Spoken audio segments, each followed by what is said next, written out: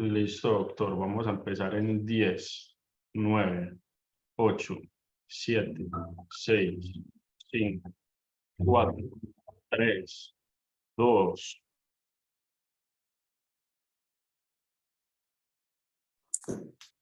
Buenas tardes para todos. Hoy vamos a dar inicio a una nueva actividad académica de Asmedas Antioquia.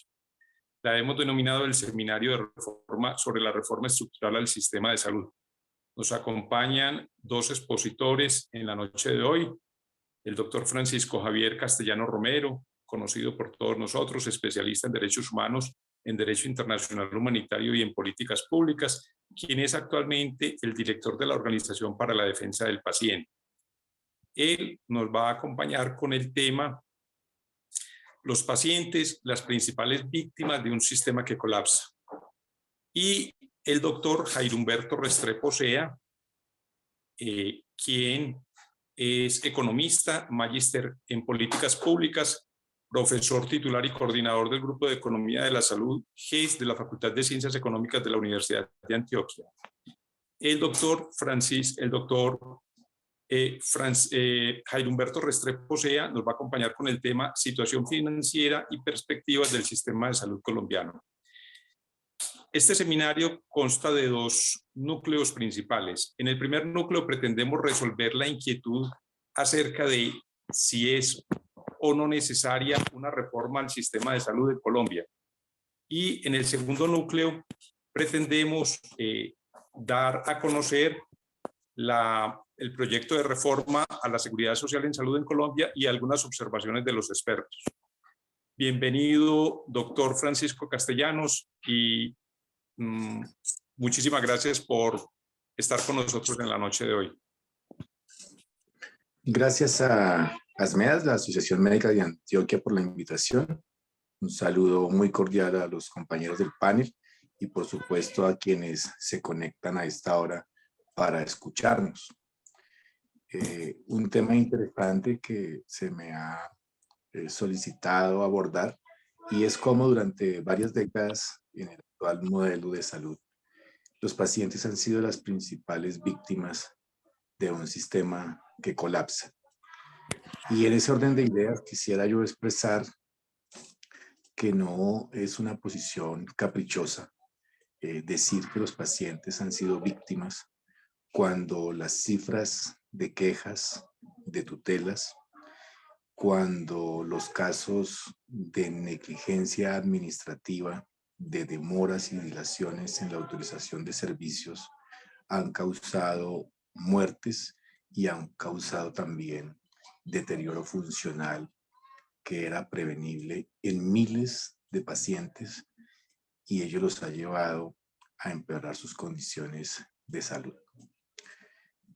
Es entonces cuando nos preguntamos como organización que promueve el derecho a la salud, cómo ha sido permisible durante cerca de 30 años que ocurran todas estas situaciones que vulneran los derechos de los usuarios del sistema de salud y cómo durante décadas las entidades que ejercieron la inspección, vigilancia y control como la Superintendencia Nacional de Salud no adoptaron las acciones correctivas necesarias en el momento oportuno para prevenir justamente esos desenlaces fatales.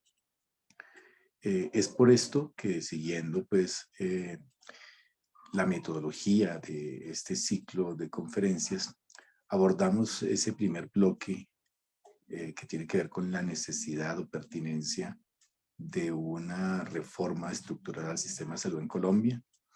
Y desde la Organización para la Defensa del Paciente, nosotros hemos considerado que es absolutamente necesario desde hace tiempo que el sistema de salud tenga unos cambios razonables, estructurales, que permitan un goce efectivo del derecho a la salud a los pacientes en el país, que se haga no solamente en las ciudades principales en donde la oferta institucional es más amplia, sino que se haga también en todos los territorios que también son dispersos y en donde usualmente viven las personas más vulnerables en condiciones de pobreza y que hoy por hoy no tienen ningún tipo de acceso a los servicios de salud en esos territorios. Desde allí vemos una gran pertinencia de una reforma y también en la forma en cómo hoy día se paga por los servicios y cómo existe la figura de la intermediación financiera que definitivamente De retroalimentación. Creo que ya durante lo estos corregí, años Rey. que no funciona y que no ha funcionado. Ese Hemos monitoreo. visto cómo a través de la figura de la intermediación financiera se han perdido cuantiosos y billonarios recursos. Hemos visto cómo ese modelo ha colapsado y desde allí Creo que ya lo también se corregí, Rey. quiere hacer una reforma que permita corregir esos hierros que hoy han afectado no solamente a los pacientes, sino también a los trabajadores y las trabajadoras del sector salud cuando no reciben su remuneración a tiempo, cuando son contratados por terceros, son tercerizados y precarizadas sus condiciones laborales.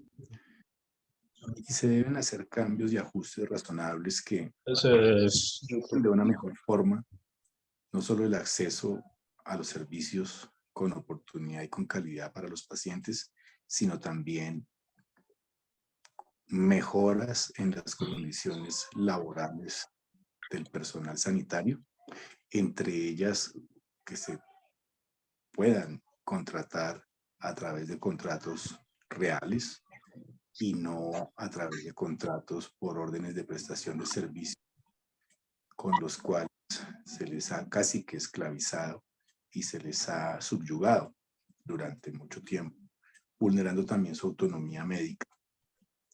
Consideramos desde esas dos perspectivas que es muy importante y muy necesario que Colombia pueda tener una reforma y unos ajustes en su modelo de salud, en su sistema de salud, que apunten a garantizar de mejor manera las condiciones de salud y la vida de las personas. Por ahora dejo la intervención hasta acá. No sé si las preguntas serán ahora o serán al final, de acuerdo como lo dirija quien está moderando el foro. Muchas gracias. el computador, ya te lo solucioné. Muchas gracias, doctor Castellanos. Entre nuestro público asistente, ¿hay algún interrogante o algún comentario para el doctor Francisco Castellanos?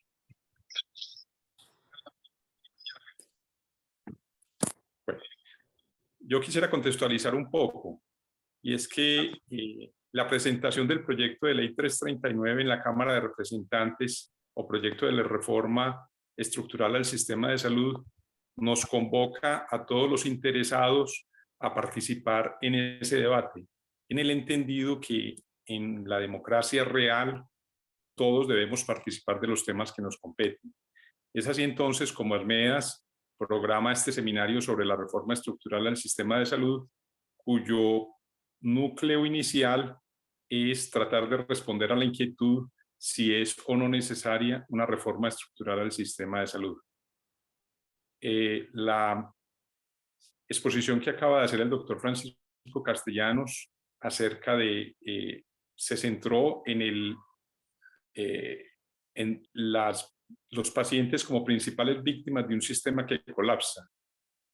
Y todos nosotros, el personal sanitario, entendemos que el núcleo principal de todo sistema de salud deben ser los pacientes, su bienestar, el resolver sus dificultades de salud, el mejorar sus condiciones de vida, el tratar de mantener una población siempre saludable y en buenas condiciones, con un goce pleno del derecho a la salud.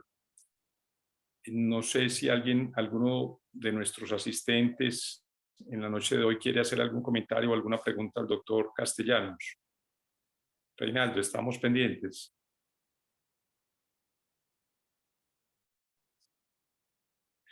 Doctor Castellanos, hay indicadores que reflejan como las dificultades que atraviesa nuestro sistema de salud, el número de tutelas, que asciende a varios cientos de miles al año, invocando el derecho a la salud, y que un porcentaje importante de ellas reclama el reconocimiento al derecho a la salud de pacientes que están pasando por circunstancias que amenazan su vida y que la negligencia o la demora en determinadas intervenciones pues pone en riesgo su vida. ¿Por qué no nos profundiza un poquito más sobre esta situación? En una conferencia realizada hace ya quizás 2 meses, el doctor Román, salubrista de la Facultad Nacional de Salud Pública, notaba algo, y es como el sistema, no solamente el sistema de salud colapsa, sino que pone en jaque también el sistema judicial, porque el sistema judicial no es capaz de responder a esta demanda inusitada de tutelas, precisamente por las falencias del sistema de salud. Quisiera ampliarnos un poquito más sobre este aspecto. Sí, doctor Posada, muchas gracias. Es un hecho cierto que en Colombia esos indicadores, no solamente de quejas ante la Superintendencia de Salud y ante las personerías y la Defensoría del Pueblo son abismales, sino que los usuarios se han visto obligados a acudir ante los jueces de la República buscando protección del derecho fundamental a la salud, en muchas ocasiones en conexidad con el derecho a la vida. Y lo que nos preocupa, además del número de tutelas que en los últimos años ha superado el 1.000.000 de acciones, es que el 73% de esas acciones de tutela se promovieron por los usuarios para solicitar el amparo de servicios que estaban incluidos dentro del plan de beneficios en salud, antes llamado plan obligatorio de salud. Es allí donde evidenciamos que entonces el modelo no funciona, porque si esos servicios estaban autorizados por el Ministerio de Salud a través del plan de beneficios, no existe ninguna razón coherente para que en su momento las empresas promotoras de salud hubiesen negado o dilatado la autorización de los mismos. Es por ello que hemos hecho hincapié, hemos recalcado en la necesidad de eliminar esa intermediación que hacen estas empresas y que no tengan que darse autorizaciones de lo que ya los médicos han ordenado. Recordemos que quien atiende al paciente, quien conoce sus necesidades clínicas, quien conoce su historial clínico, es el médico tratante. Y auditar las prescripciones médicas muchas veces por personal no par, por personal no idóneo, por personal no calificado en medicina, es sencillamente un exabrupto que lo han impuesto las EPS como manera y método de contención del gasto en salud, vulnerando con estas barreras administrativas el derecho a la salud de las personas, pero sobre todo causando víctimas, porque muchas personas, miles de personas en estos años han fallecido esperando la autorización, y en muchos casos esas autorizaciones se dieron cuando las personas habían fallecido. Muchas gracias.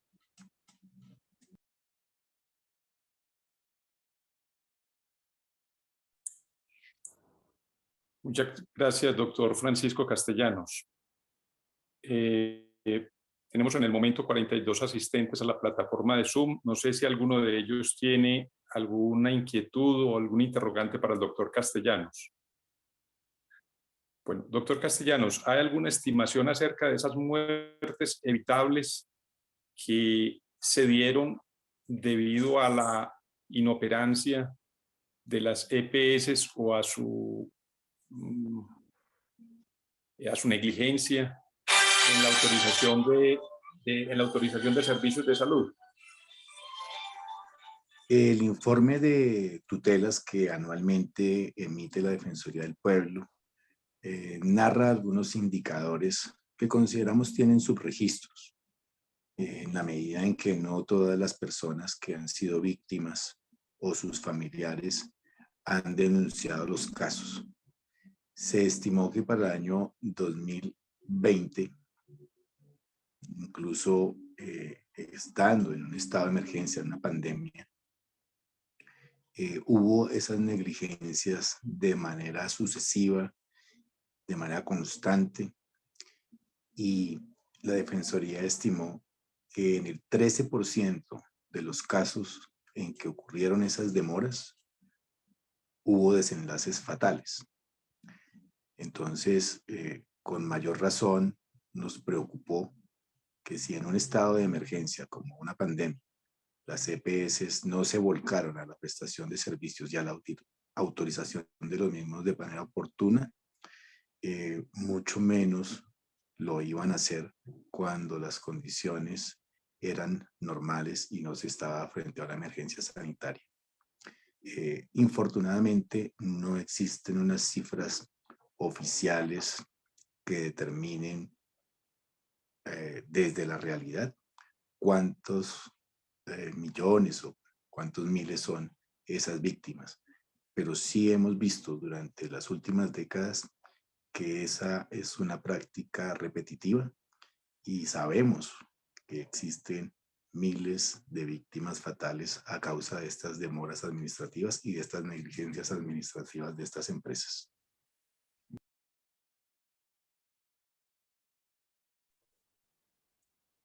Muchísimas gracias, doctor Castellanos. ¿Alguna intervención, alguna inquietud entre los asistentes que nos acompañan en la noche de hoy? Doctor Jorge. Reinaldo. Adelante, doctor Coronel. Buenas noches, muchas gracias. Saludarlo.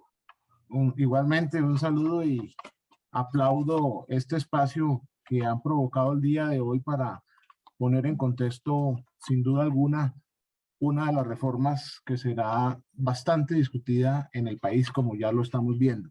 La pregunta que quisiera hacer es, pues básicamente, tratar de ahondar un poco más en esa consideración de los pacientes como han sido víctimas del sistema y tratar de un poco rescatar la idea que trae la reforma en el sentido de que recupera la autonomía médica, en el sentido de que pues al estar restringida hasta el día de hoy y eso que sea un asunto de discusión, si está restringida en el sistema y al pasar a liberarse, digamos, esa autonomía médica, pues entonces, ¿qué lecturas y qué contexto plantea el doctor Castellanos frente a esa recuperación de la autonomía? Y lo segundo sería, pues, ¿qué podría pasar con el nuevo sistema ante la instalación de los centros de atención primaria, como se denominan?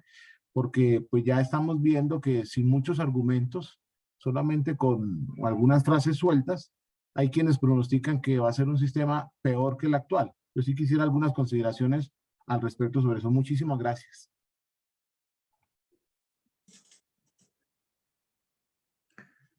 Muchas gracias, doctor Coronel, por la pregunta. Debemos decir al respecto que esta propuesta de reforma al sistema de salud que ha sido recientemente radicada por el gobierno nacional deviene de la ley estatutaria de salud en varios aspectos, dentro de ellos el de autonomía médica, y lo que busca esta reforma es justamente materializar lo que en la ley estatutaria se consagró en ese sentido. Y es que la ley estatutaria 1751 del 2015 introdujo respecto de la autonomía médica una serie de garantías que no están dadas cuando el modelo se basa en los postulados de la ley 100 del 93, que constriñen la autonomía médica y somete a los profesionales de la salud que tratan pacientes a ser auditados en sus prescripciones médicas por personal no médico en muchas ocasiones, por personal que trabaja en áreas administrativas, economistas o contadores o sencillamente personas administrativas que se ocupan tan solo de contener el gasto en salud, pero no de revisar a la hora de auditar las necesidades clínicas de los pacientes y la pertinencia de esas prescripciones médicas. Aquí es importante señalar que, por supuesto que es muy necesario que se haga autorregulación, que también haya cierto tipo de auditoría a las prescripciones, pero por supuesto que se hagan por personal calificado, por personal que son pares de quien es el médico que prescribe, y que se haga de una manera idónea, de una manera ética, desde la ética profesional médica, y no simplemente y llanamente como una manera de recortar costos sin importar ni la autonomía del médico tratante ni la necesidad clínica de los pacientes.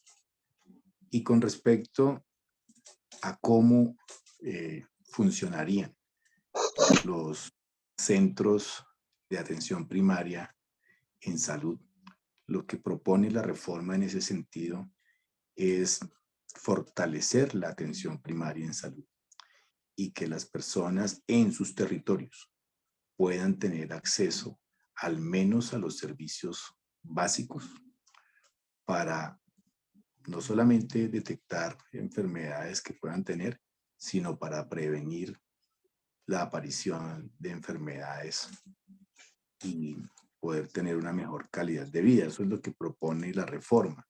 Ahora, en la implementación, pues será necesario, por supuesto, hacer inversión en infraestructura, porque recordemos que el 70% de los territorios en Colombia hoy no cuentan con suficiencia en infraestructura hospitalaria o de atención, siquiera en atención primaria. Es decir, que no existen en muchos municipios, más de 600 en Colombia, ni siquiera un puesto de salud que pueda al menos recibir a pacientes que requieran una atención básica. En ese sentido, el gobierno nacional tendrá que hacer una inversión de recursos para poder fortalecer esos servicios en esos territorios, y esa inversión también contará, según la propuesta, con los equipos médicos y los equipos de talento humano o de trabajadores y trabajadoras del sector salud necesarios para atender esta demanda en esos territorios. Muchas gracias.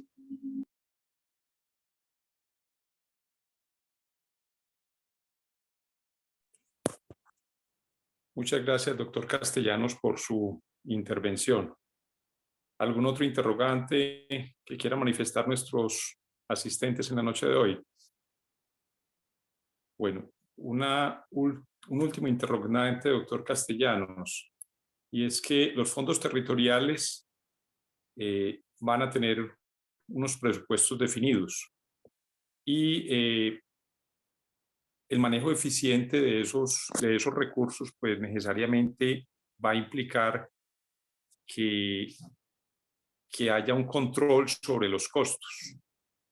Ya por un lado se habla de un manual de tarifas que es muy saludable. Sin embargo, siempre preocupa que con miras a realizar ese control de costos y a lograr esa eficiencia, entre comillas, en el manejo de los recursos, en la gestión del riesgo financiero, se vuelvan a introducir prácticas que van en contra de los intereses de los pacientes o en contra de la búsqueda de lo que debería ser la búsqueda del bienestar de los pacientes. ¿Usted cómo ve esa situación? Lo que ha planteado la propuesta ahora hará curso ante el Congreso de la República es descentralizar la forma en que se vienen pagando los servicios, obviamente eliminando esa intermediación financiera que hacen las EPS, y a través de los fondos regionales focalizar esos recursos en los prestadores y los proveedores en los territorios. Nos ha preocupado también ese aspecto diferencial que ha de tenerse en cuenta, y es que consideramos no puede existir un manual tarifario homologado para todos los territorios, dadas las necesidades diferenciales de ellos, de los usuarios. Es que es muy diferente atender las necesidades en salud en La Guajira o en San Andrés o en el Chocó que en Medellín o en Bogotá. Y por supuesto que las tarifas han de regularse y controlarse con un manual tarifario, pero teniendo en cuenta esos factores diferenciales que se dan en cada caso particular. Desde las organizaciones de la sociedad civil que hemos trabajado en salud, estaremos muy atentos a que si pasa esta reforma, se adopten todos los mecanismos necesarios para poder hacer un ejercicio de control social sobre los recursos y para poder conocer cómo se administran esos recursos, cómo se invierten y cómo ojalá en tiempo real se pudiera conocer a través de un sistema único de información en línea cómo se ejecutan. Estamos a la expectativa y por supuesto que muy atentos a lo que pueda suceder en ese aspecto. Muchísimas gracias, doctor Castellanos. Sabemos de sus múltiples ocupaciones, siempre usted tan generoso con ASMEDAS cuando lo hemos requerido para algún evento académico. Muchísimas gracias nuevamente. A continuación, el doctor Jairo Humberto Restrepo Sea nos va a presentar el tema Situación financiera y perspectivas del sistema de salud colombiano. Bienvenido, doctor Jairo Humberto.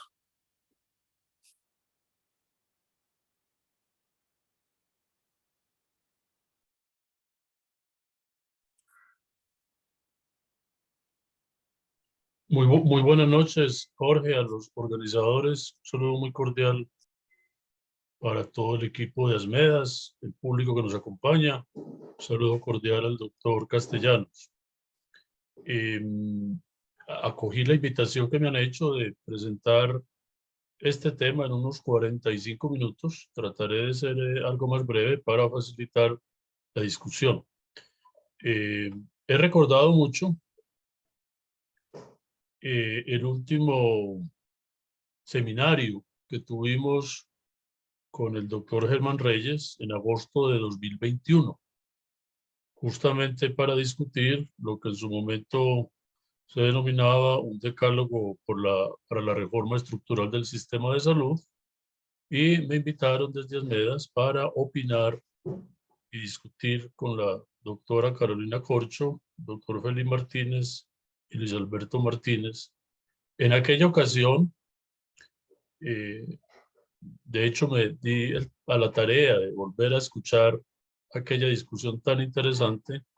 Yo quiero traer a cuento de aquello unos planteamientos que de manera reiterada he realizado y que en torno a ellos es que me muevo en mi trabajo tanto académico como en las oportunidades que tengo de participar en distintos espacios. Tal vez lo más importante sea avanzar, decíamos en aquella época, hacia un documento que reuniera elementos de consenso para que en el marco de las campañas políticas, tanto para Congreso como para Presidencia, pues distintos actores y la participación de la academia pudiéramos avanzar hacia algunos acuerdos. Y en esto recuerdo el compromiso de Germán con el tema, a quien le rindo pues un tributo y todo mi aprecio, mi afecto. ASMEDAS por mucho tiempo ha sido Germán Reyes, así que sigo sobre su sombra, reconociendo la labor, por supuesto, de todos sus colegas.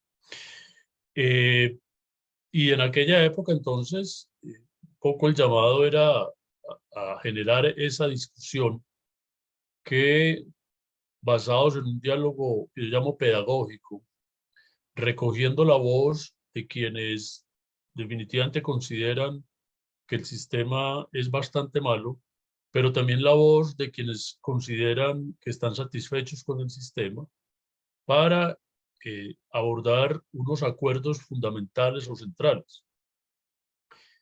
Tal vez 3 temas, a mi juicio, decía en aquella época, pueden mantenerse para facilitar esa discusión. Primero, que Colombia tiene y puede fortalecer un sistema público con una oferta mixta o plural, que el sistema está cimentado en la atención primaria en salud y que para, digamos, recuperar, fortalecer la gobernanza, se cuente con un Consejo Nacional. Eran 3 elementos, apenas los que yo mencionaba un poco para avanzar en acuerdos.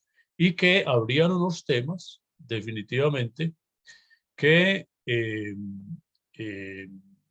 era necesario avanzar en una discusión en la medida en que las visiones son distintas, que pueda haber alternativas diferentes y que, por tanto, debería darse paso a una discusión más amplia con un planteamiento de escenarios, con algunos ejercicios de viabilización.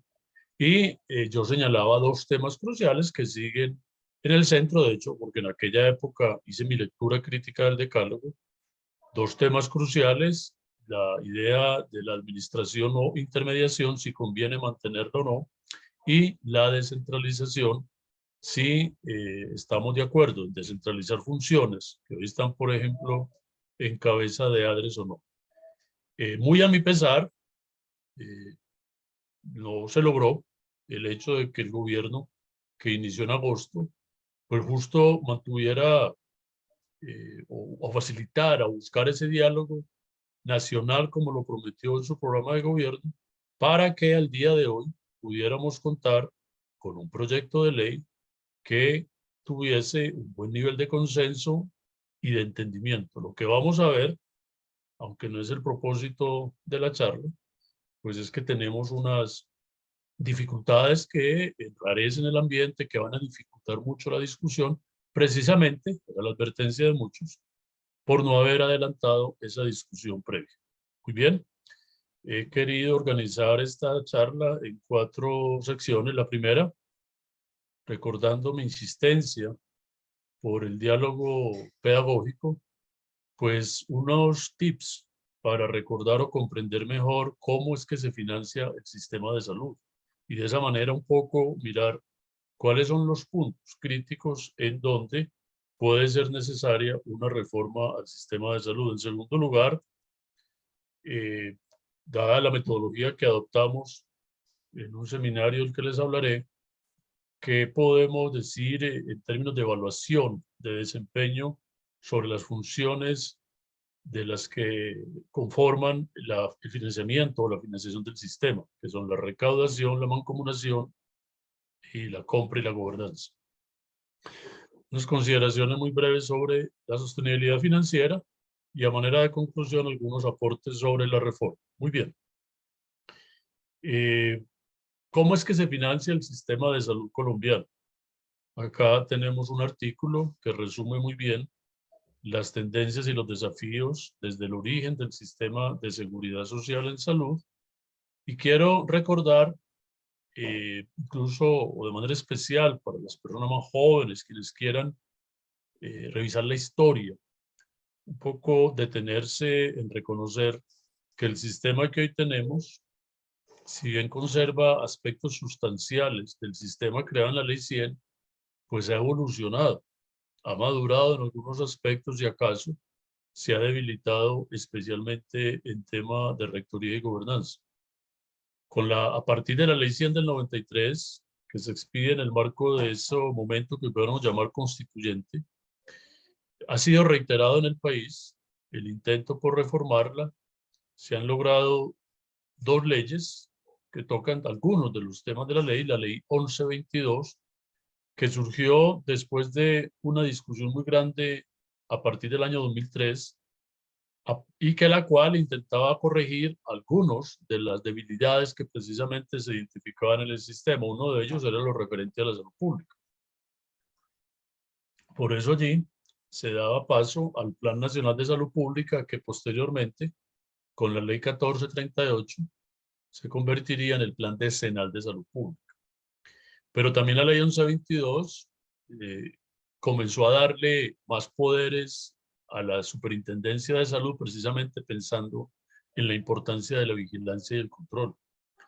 La ley 1122 también incrementó en medio punto porcentual la cotización a la seguridad social a cargo de las empresas como una contribución adicional para financiar el régimen subsidiado. Posteriormente, la ley 1438 adelantó mayores cambios, algunos de los cuales, creo que también hay consenso en ese análisis, realmente no se han puesto en marcha, y para algunos, realmente varias de las cosas que queremos hacer, como el énfasis en la atención primaria, como la conformación de redes de servicios de salud, pues ya están planteadas en la ley 1438 y por lo tanto lo que se requiere es poner en marcha esas normas.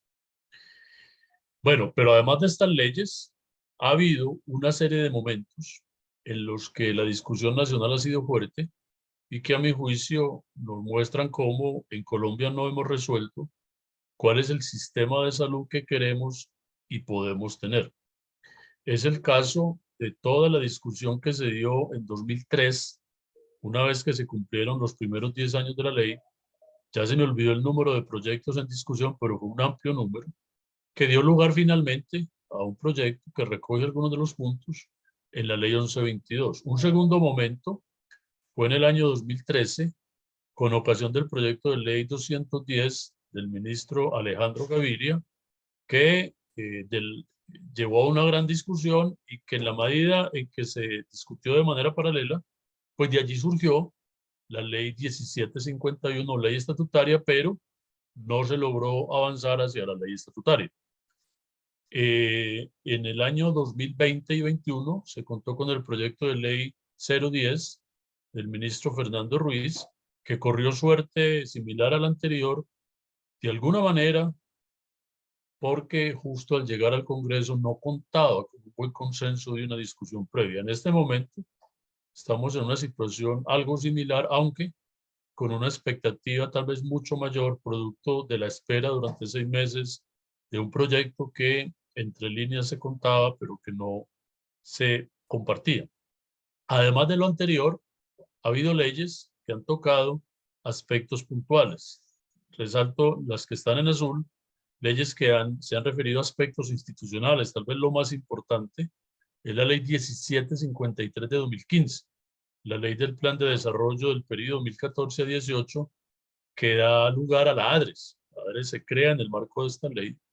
La ley 1955 y 1966, que establecen toda una plataforma para la transparencia en el sector, y que el Plan de Desarrollo 2018-22 también introduce algunos ajustes. Tal vez el más importante, que ha significado un alivio importante para la población del régimen subsidiado, es que ya aquellas atenciones no cubiertas con la UPC, que estaban a cargo de las direcciones territoriales, las direcciones departamentales, hoy están directamente a cargo de ADRES, y esto ha facilitado un acceso más efectivo para la población del régimen subsidiado. En financiamiento es donde se han presentado los principales cambios. Y esto se debe precisamente a la voluntad y la obligatoriedad de mantener el equilibrio financiero del sistema. De manera que distintas leyes han buscado generar recursos, especialmente para financiar el régimen subsidiado, y últimamente, desde la reforma tributaria de 2012, la ley 1607, para garantizar el equilibrio también en el régimen contributivo, porque aquella ley lo que hizo fue reducir la cotización de las empresas a cambio de mayores impuestos a las mismas. Este tema del financiamiento también pasa por modificaciones al proceso de descentralización, muy especialmente los famosos recursos del Sistema General de Participaciones. Más recientemente, con la ley 1819 del año, 2010 del año 19, se estableció una reducción en la cotización para los pensionados. Los pensionados que tengan una pensión de un salario mínimo ya no cotizan 12%, sino 4%, y quienes tienen una pensión de superior a un salario y igual o inferior a 2 salarios, cotizan 10%. Los demás siguen cotizando 12%. Y finalmente, la parte superior, pudiéramos decir, con una cierta jerarquía, sin duda, el hito que ha constituido la sentencia 760 y la ley estatutaria como base para cualquier discusión. Este era el sistema como lo planteó la ley 100, un sistema como todos, en donde ejercemos básicamente 4 funciones: la función de dirección, rectoría, regulación, que está en cabeza del ministerio, pero que en aquella ocasión se concedió también facultades al Consejo Nacional de Seguridad Social en Salud, organismo colegiado con participación de 14 miembros, representantes de los actores del sistema, encargados de definir 2 variables fundamentales: la unidad de pago por capitación y el contenido del plan de beneficios. Además, el Consejo era el encargado de Junta Administradora del FOSIGA, el Fondo de Solidaridad y Garantía, que era el que reunía los recursos de cotización y algunos recursos para financiar el régimen subsidiado. La financiación fue tal vez la reforma o el punto de la reforma más importante y la fortaleza que ha desarrollado el sistema colombiano, en la medida en que el sistema se hizo bastante público al incrementar la cotización, buscar la cobertura universal, incrementar la asignación de recursos presupuestales, lo cual fue de la mano con una reducción del gasto de bolsillo. Esto ha sido reconocido en muchas investigaciones y informes de organismos internacionales, de hecho, como un ejemplo a seguir para buscar la cobertura y garantizar protección financiera. El aseguramiento como estrategia adoptada en Colombia para buscar la cobertura universal y la connotación de haber delegado ese aseguramiento en unas aseguradoras llamadas en su momento EPS para el régimen contributivo, ARS para el régimen subsidiado.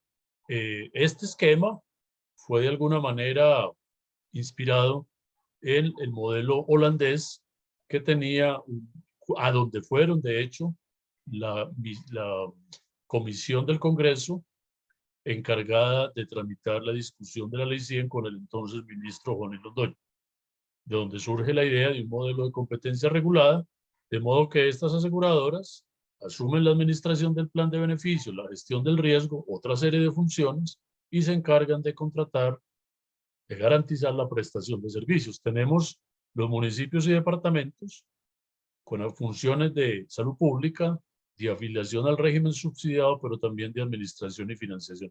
¿Qué ha pasado en estas 3 décadas? De manera muy rápida, en la parte de gobernanza y rectoría, a mi juicio, se ha presentado un debilitamiento, en parte por no haber mantenido una rectoría fuerte y una inspección, vigilancia y control igualmente fuertes, pero además por haber suprimido el Consejo Nacional de Seguridad Social en Salud, y si bien se creó la Comisión de Regulación en Salud en la ley 1122 de 2007, esta también desapareció. O sea, Colombia tuvo un consejo desde el año 94 hasta el año 2011-12, cuando la ley 1438 lo suprimió, y tuvo la Comisión de Regulación en Salud un poco desde 2009-2012. Los 2 desaparecieron y a mi juicio eso ha significado una falla en la rectoría del sistema que impacta de hecho la legitimidad en la medida en que los actores no se encuentran en un espacio conjunto para deliberar y participar de la toma de decisiones. De manera positiva, en la ley 20, derivado de la ley 1122, el decreto 2699 creó la cuenta de alto costo como un mecanismo para compensar el desbalance financiero que pueda darse entre las distintas EPS para atender pacientes de alto costo, por ejemplo, en cáncer. También se dio lugar al Instituto de Evaluación Tecnológica en Salud a partir de la Ley 1438 de 2011 y se creó la Comisión Intersectorial de Salud Pública a partir de esta misma ley. A continuación, una serie de cambios en el financiamiento.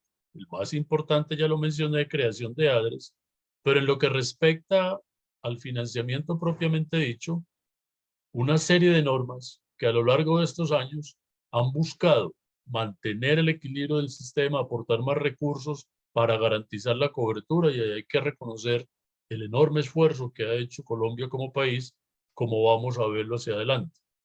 Se adoptó el giro directo de recursos, de alguna manera poco forzosa, debido a las situaciones problemáticas que se presentaban en el régimen subsidiado y últimamente en el régimen contributivo. Pero también con unas grandes ventajas para los afiliados, pues se avanzó en la, digamos, homologación de la figura de la EPS. Ya no diferenciamos EPS de ARS, y la misma EPS puede tener población de ambos regímenes. Ya es un hecho que el plan de beneficios es el mismo para todos y que se cuenta con portabilidad nacional. ¿Cómo, de manera muy rápida, ilustramos el mecanismo del financiamiento?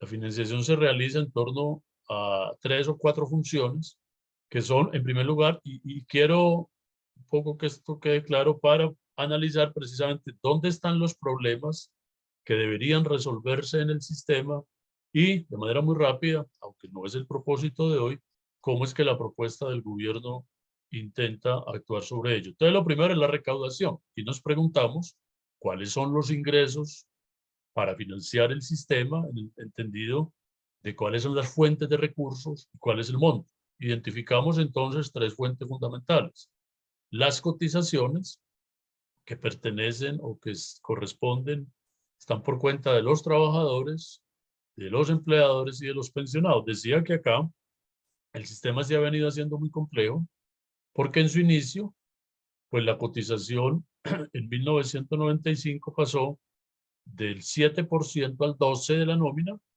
4% el trabajador, 8% el empleador.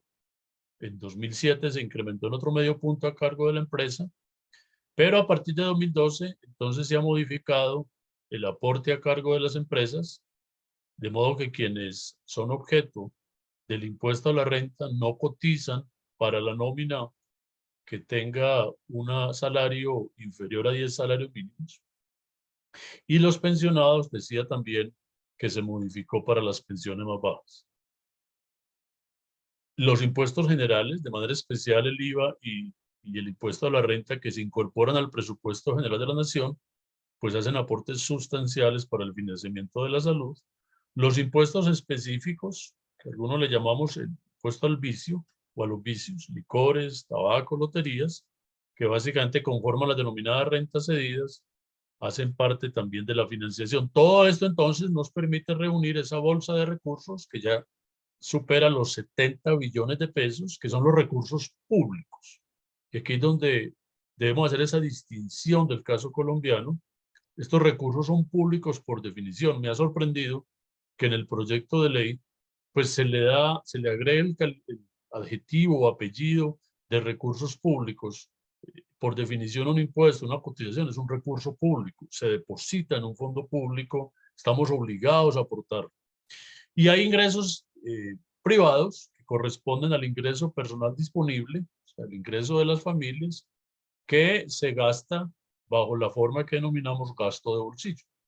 Muy bien, entonces viene la segunda función, que es la denominada mancomunación, y es la forma como los recursos se reúnen y se asocian a unos riesgos, a una población.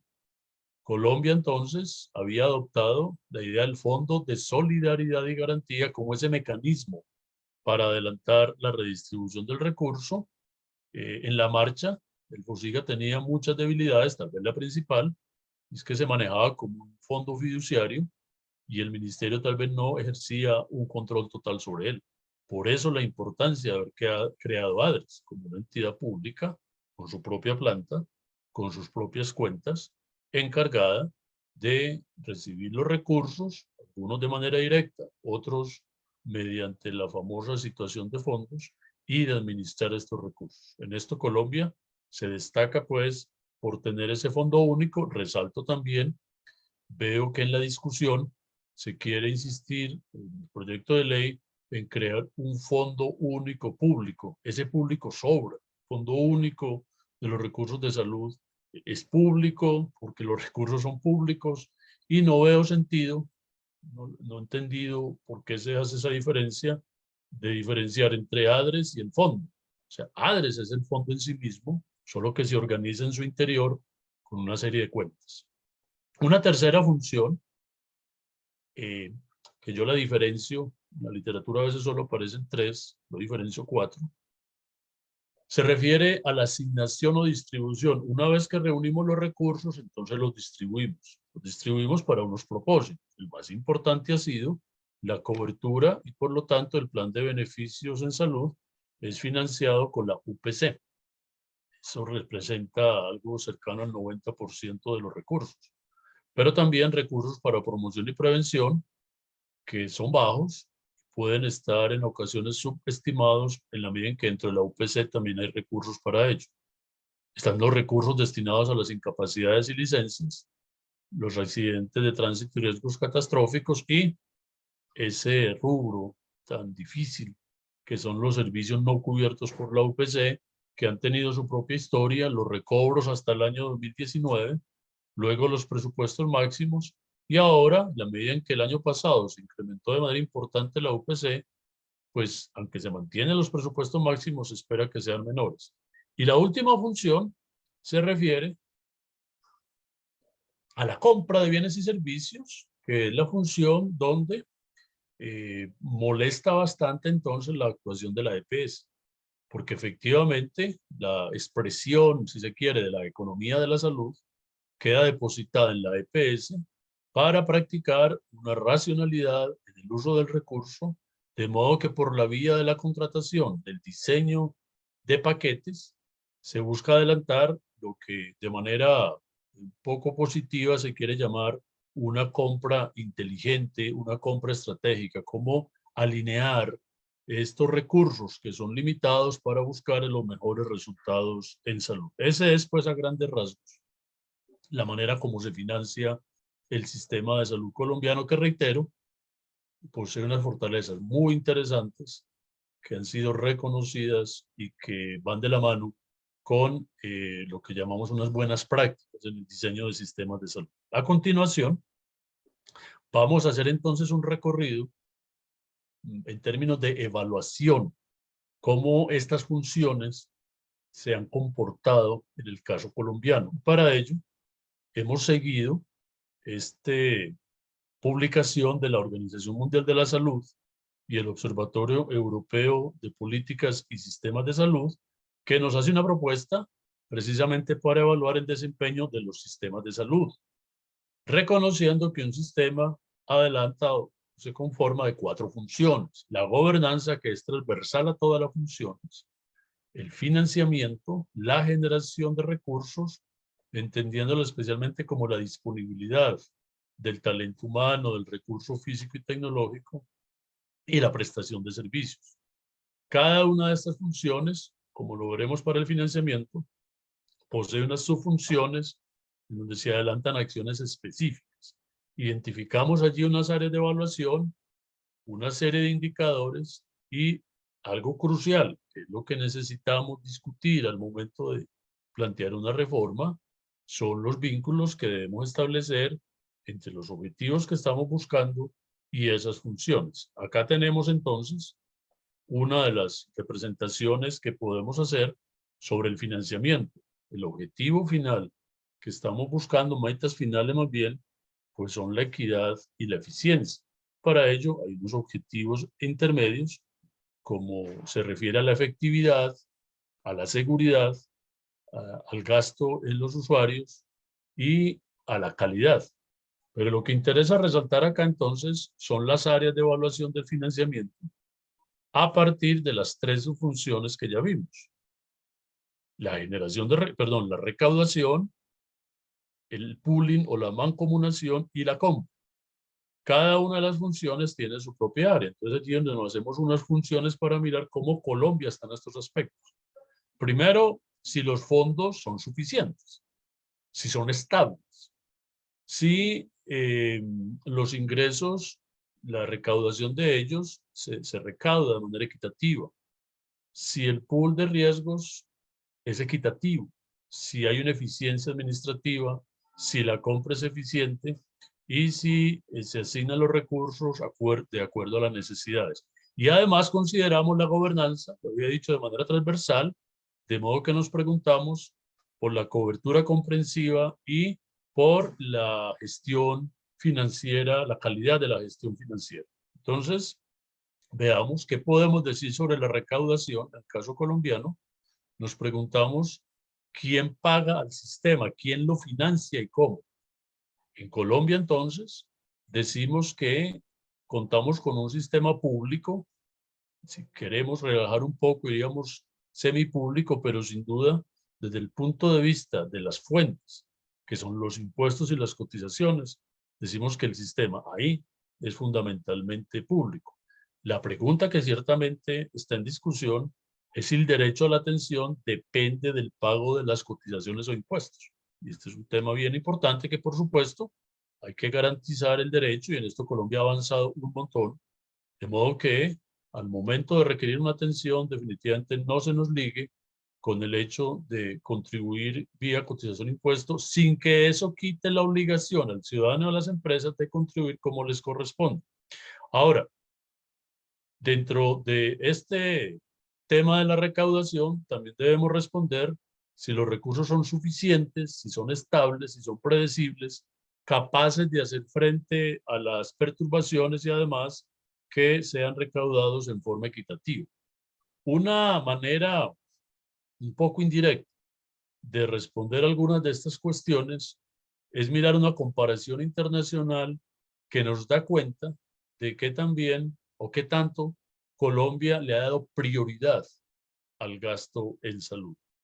Podemos concluir que Colombia ha hecho un esfuerzo superior al promedio de la región de América Latina, pero también de los países de ingreso medio alto, con una destacada proporción de gasto público y un bajo gasto de bolsillo, que supera ampliamente los referentes internacionales. Veamos en la pantalla, de derecha a izquierda, el indicador, si se quiere, estrella para Colombia, definitivamente es el gasto de bolsillo, que hay que cuidarlo, hay que valorarlo y hay que también examinar si una reforma pudiera permitir, cuidando la equidad, que el gasto de bolsillo tenga algún aumento.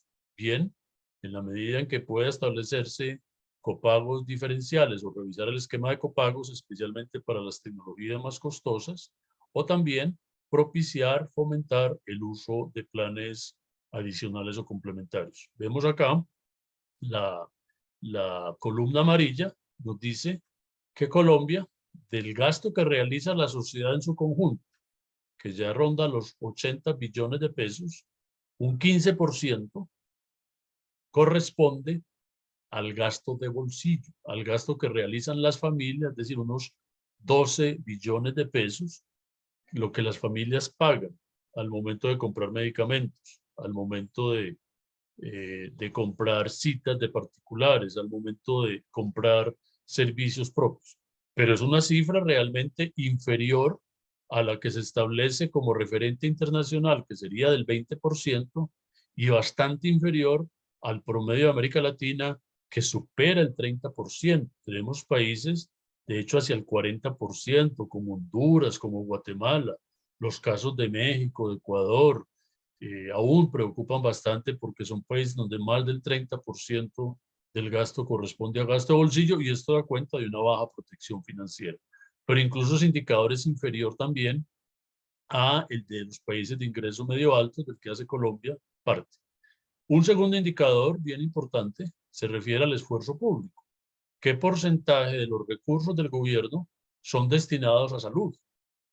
De nuevo, tenemos un referente internacional en torno al 15%. Lo que vemos es que Colombia destina el 16,9%, superior a los demás países con los que los comparamos. En materia de gasto público en salud, como porcentaje del PIB, el indicador que se ha establecido es que los países destinen al menos un 6% de su Producto Interno Bruto como gasto público en salud. Colombia está muy cerca de esta medida. De hecho, parece que según la medida que tomemos la pueda estar superando. En donde Colombia igualmente tiene una proporción más alta del gasto, es el gasto público en salud, comparado con los países de América Latina y los países de ingreso medio alto. Esto no significa de ninguna manera que Colombia gaste mucho y de hecho nos preguntamos si esos recursos son suficientes. En este mapita tenemos organizados los países del continente según el gasto público per cápita. Lo que podemos ver es que Colombia, si bien está en un nivel mediano alto, pues hay un buen número de países que superan ese gasto. es el caso de Argentina, de Chile, Uruguay y Costa Rica, superan de manera importante el gasto que adelanta Colombia, que en términos per cápita, ajustado por paridad de poder adquisitivo, es unos $865. Veamos que Argentina prácticamente lo duplica y Uruguay está un poco por encima. Justo podemos examinar entonces el esfuerzo que se ha hecho vía la UPC y que en una discusión sobre el estado del sistema debemos responder si la UPC es suficiente o no para cubrir los servicios. Muchos indicadores que dan cuenta de los costos a cargo de los planes de beneficios da a entender que esta UPC no es suficiente, que dada la inflación que está rondando, la devaluación que afecta a muchos precios, especialmente de medicamentos y tecnología, pues muy seguramente esa UPC se está desfasando y es necesario establecer un incremento adicional, teniendo muy presente, ustedes ven acá está en la historia de la UPC, la sobre la del régimen contributivo, ha tenido un incremento importante luego de haber estado estable en la primera década, luego de superar la crisis económica del año 98-99, se logran sumar recursos, se renueva una voluntad política por la cobertura y por lo tanto tuvimos un incremento importante que en el último año, 2021 y 2022, significó un incremento muy sustancial en la medida en que se quiso integrar al plan de beneficios todas aquellas cosas que se estaban financiando por fuera. Y el régimen subsidiado mantiene una UPC inferior, pero debemos reconocer el esfuerzo que se ha hecho por equiparar. Todo esto pues tiene su contraparte en un incremento fuerte del gasto público. Una pregunta adicional que nos podemos hacer con respecto al financiamiento es si existe capacidad de hacer frente a perturbaciones. Entonces, preguntémonos qué pasó en medio de la pandemia. Adelantamos un estudio con información de 10 países para mirar cómo fue el incremento del gasto fiscal, del gasto público para cubrir las contingencias derivadas de COVID. En el caso colombiano, para garantizar la cobertura de la población que quedó desempleada, para financiar los servicios de cuidados intensivos, posteriormente las vacunas y las pruebas. Y lo que apreciamos es que y en este esquema lo que hacemos es clasificar los países según dos variables fundamentales. ¿Cómo es el gasto público como porcentaje del PIB y qué tan integrado es el sistema de salud? Colombia lo ubicamos junto con Costa Rica y Uruguay dentro de los países integrados o en vía de integración. Los demás países, descontado Brasil en general, son sistemas fragmentados o segmentados. Lo que encontramos entonces es un primer grupo de países segmentados y fragmentados en donde el gasto público y la cobertura han sido muy bajos. El esfuerzo fiscal en medio de la pandemia fue variable y definitivamente no se ofreció una buena garantía de protección financiera. Allí apreciamos entonces muchas personas con dificultades para pagar la atención por COVID. Un segundo grupo de países, del que hacen parte Perú, Chile y Panamá, también fragmentados y segmentados, donde el gasto público igualmente ha sido bajo, la cobertura variable, pero el esfuerzo fiscal fue medio o alto sin lograr tampoco una buena garantía de protección financiera. Argentina ha sido un caso particular, que algunos la llaman un sistema divergente, con un alto gasto público, pero un índice de cobertura bajo. Allí se logró una buena protección financiera con esfuerzo fiscal medio. Colombia, entonces, junto con Uruguay y Costa Rica, aparece catalogado entre los sistemas más integrados, donde el gasto público es alto y se tiene cobertura universal o la mayor cobertura también medida en términos de acceso efectivo. En medio de la pandemia se mantuvo una buena protección financiera con un gasto de bolsillo bajo. ¿Qué ha pasado con la mancomunación? Reiteremos entonces la importancia de tener ADRES como un fondo único nacional y una fórmula de asignación que es la unidad de pago per cápita. Acá hacemos una comparación muy rápida, poco para, sin tener una respuesta categórica, es para la discusión, si la UPC colombiana es suficiente. Lo que tenemos acá es que en dólares la UPC colombiana del régimen contributivo, que es la de la parte inferior derecha, está en unos $322 para octubre del año pasado, que fue cuando hicimos este cálculo. Si comparamos con el caso de Brasil, perdón, de Uruguay, que es un país similar a Colombia, solo que el Fondo Nacional, que se llama FONASA, efectivamente contrata en forma directa con una red de servicios. La UPC de Uruguay es muchísimo más alta. Si bien tiene una cápita base de 387, ese es el mínimo. O sea, la UPC mínima de Uruguay es superior a la UPC promedio de Colombia. Si vemos nosotros, por ejemplo, la UPC para menores de 1 año, en Uruguay de cerca de $2.500, acá de 964.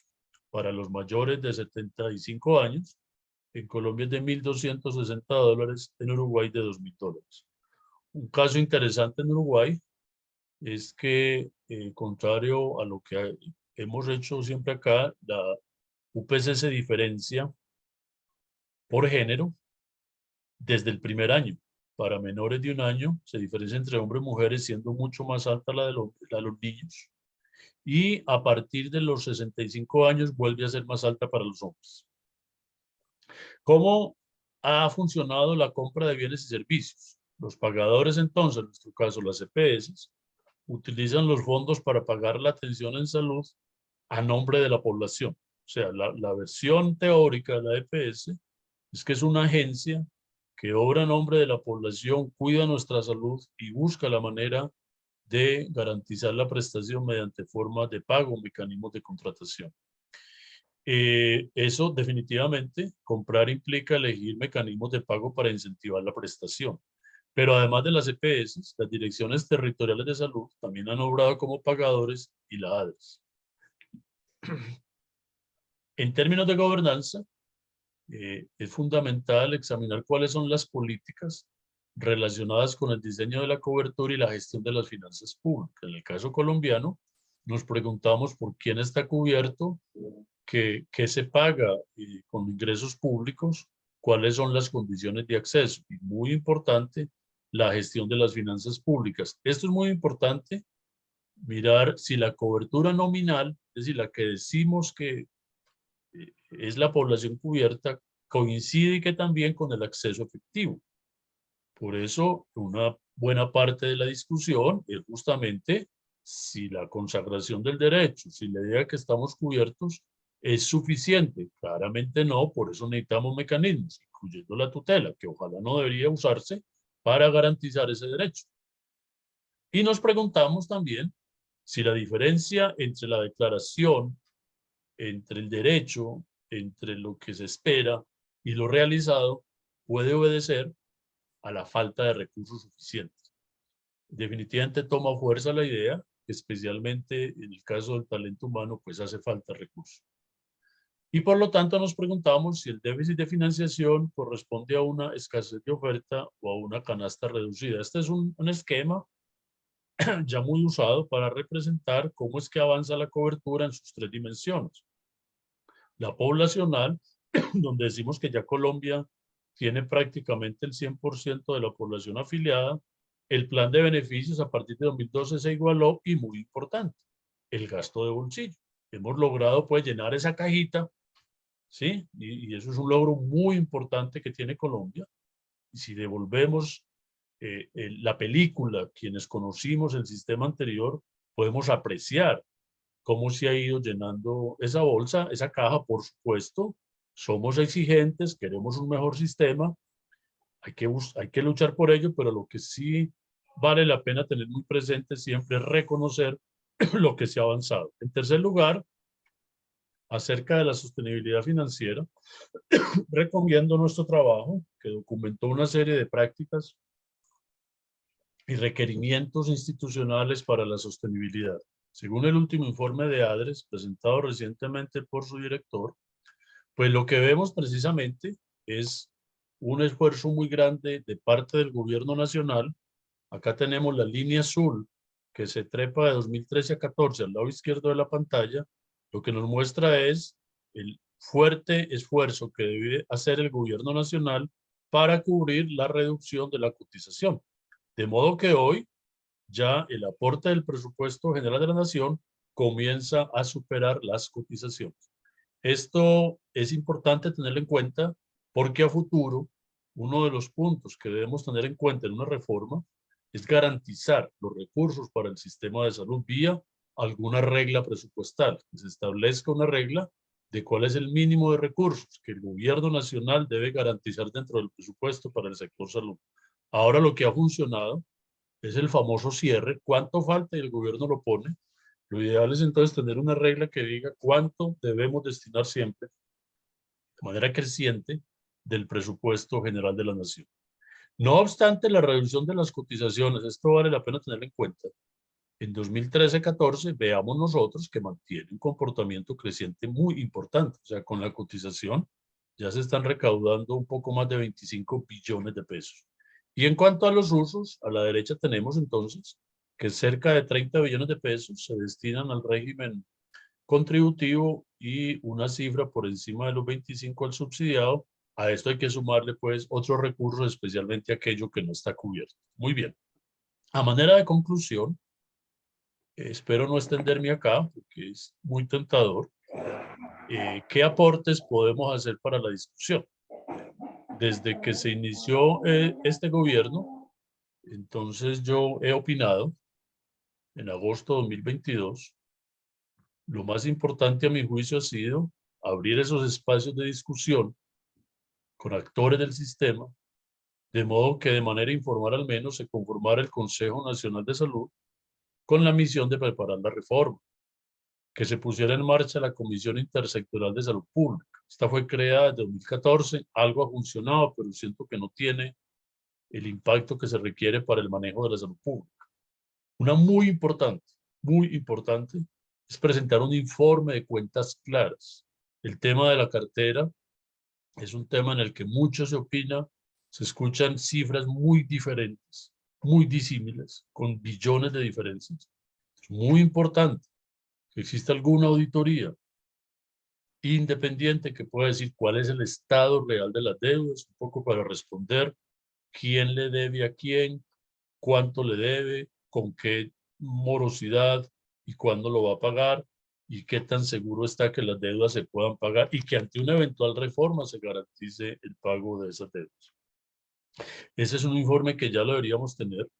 Ustedes recuerdan hace una semana, lamentablemente la superintendencia y el ministerio dieron a conocer una cifra que tuvieron que rectificar porque no era. Y eso llama la atención pues por ser más prudentes, más mesurados, dar paso a los técnicos para que preparen los informes a que haya lugar. Reconocer la misión de Sabios de 2019 que trajo un buen capítulo en el tema de salud. Lo que voy a contar a continuación fue recogido en el marco del seminario que adelantamos sobre reforma en salud, qué se necesita y cómo lograrlo el pasado 30 de noviembre, pero que recoge lo realizado durante 8 sesiones en un seminario permanente convocado por profesores de la Universidad de Antioquia, la Universidad Nacional de Colombia, la Universidad de los Andes y la Universidad Javeriana. Lo que hicimos el 30 de noviembre fue hacer un cierre con discusión con actores. Invitamos al ministerio, justamente todo el tiempo lo que queríamos era conocer la propuesta del gobierno para hacer la discusión académica, nunca fue posible conocerla. Y en todo caso, hay un material muy importante, producto de esta discusión, está disponible en este sitio con todas las grabaciones y las memorias del caso. Hemos publicado un resumen que está disponible para todos, justamente respondiendo a la pregunta, ¿cuál es la reforma en salud que Colombia necesita? Tuvimos entonces la mesa de financiamiento y hicimos la discusión justamente en torno a las funciones que comentamos atrás para concluir entonces lo siguiente. ¿Qué deberíamos hacer para mejorar la recaudación del sistema de salud, en el sistema de salud? Una propuesta es mantener esa cotización ciudadana que hoy es del 4% y que está muy anclada al salario, concebirla como una contribución ciudadana para el sistema de salud, que sea el 4% de todo nuestro ingreso y que pueda hacerse progresiva. Y acabo diciendo, el sistema de salud, el futuro del sistema de salud, sigue necesitando de más fuentes de recursos. A mí me sigue extrañando que en las declaraciones de la ministra se debe entender que no se necesitan más recursos. Eso es una falacia que justamente el análisis técnico, el concepto del Ministerio de Hacienda, debe esclarecer. Con o sin reforma, el sistema de salud necesita más recursos, pero de aprobarse la reforma que se está proponiendo, lo que uno puede intuir es que necesitan muchos más recursos. Así que no podemos dejar de lado la importancia de buscar más recursos. Segundo, ya lo había hecho, definir una regla de participación del sector en el recaudo de los impuestos. Tercero, unas nuevas fuentes de ingresos. Es el caso de garantizar que no se hizo en la reforma tributaria, que los impuestos saludables estén destinados al sector. Aquí hay una ortodoxia que dice que no debe haber ingresos con destinación específica, pero tiene todo el sentido, como sucede en países caso México, que este ingreso sea exclusivo para salud. Buscar un mayor esfuerzo regional y local. Los municipios, los departamentos, con recursos propios, con recursos de regalías, aporten más para salud. Contar con otros fondos y programas sociales, transversales que ayuden a esos determinantes sociales de la salud y de hecho unos bienes complementarios que han estado a cargo del sistema de salud. Dos asuntos que somos conscientes no son muy populares, pero hay que discutirlos con tranquilidad. Esto es un asunto de todos, cómo contribuir también más vía el gasto privado. En segundo lugar, desde la perspectiva de la mancomunación, es mantener y fortalecer los procesos centralizados en ADRES. En ese sentido, no se está de acuerdo con descentralizar ADRES o desconcentrar, como se le quiera llamar. ADRES ha avanzado de manera importante, vale la pena recoger esa experiencia, fortalecerla aún más, darle más tecnología, eventualmente puede haber pues unas oficinas en ciudades, pero no para llevar el tema de los fondos a unos fondos regionales. No hay un concepto de nuestra parte pues favorable para eso. En segundo lugar, fundamental, todas las discusiones que hemos venido haciendo sobre el tema financiero parten de la creencia de que la UPC es suficiente. Ahí vale la pena también detenerse, hacer un ejercicio, por rápido que sea, muy riguroso, para estar seguros de que la UPC es suficiente. Y de hecho que se requiere un ajuste por riesgo y eventualmente una asignación regional. Algo que toma fuerza y que va de la mano con la idea de fortalecer la atención primaria, es que se haga una reasignación de los recursos de la UPC. De modo que se tome una parte de la UPC para una bolsa con destino a la salud pública, a la prevención, y que se recorte entonces la UPC para la atención individual. Puede promoverse el pago de una parte de la UPC sujeta a resultados y, muy importante, considerar la eliminación de los regímenes especiales, incluidos los que tienen los servidores de las universidades públicas. Reconfigurar la oferta de las EPS. Siempre he sido de la idea que el sistema podría funcionar mejor y ofrecer mejores resultados con menos EPS más grandes, tener grandes números en el territorio. Es importante integrar recursos destinados al SOAT. Y finalmente, en cuanto a la compra de bienes y servicios, se considera sano buscar un giro directo, incluso con posibles ajustes al rol de las EPS, de aseguradoras a gestoras. Asignar recursos para municipios y departamentos acorde a las necesidades en el marco de la descentralización. Adoptar métodos de pago que promuevan la calidad. Crear un fondo que permita financiar estas cosas que están en ese límite entre salud y salubridad.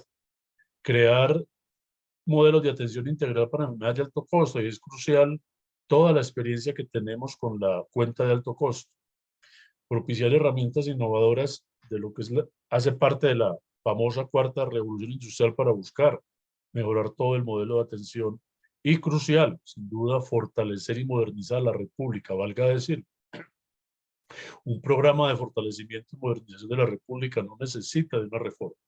Con o sin reforma debe hacerse, puede hacerse en el marco del plan de desarrollo y particularmente pienso que no tiene por qué ser necesariamente parte de una cuenta de ADRES. Bueno, yo terminaría acá por razones de tiempo. Hay mucho que decir sobre la propuesta.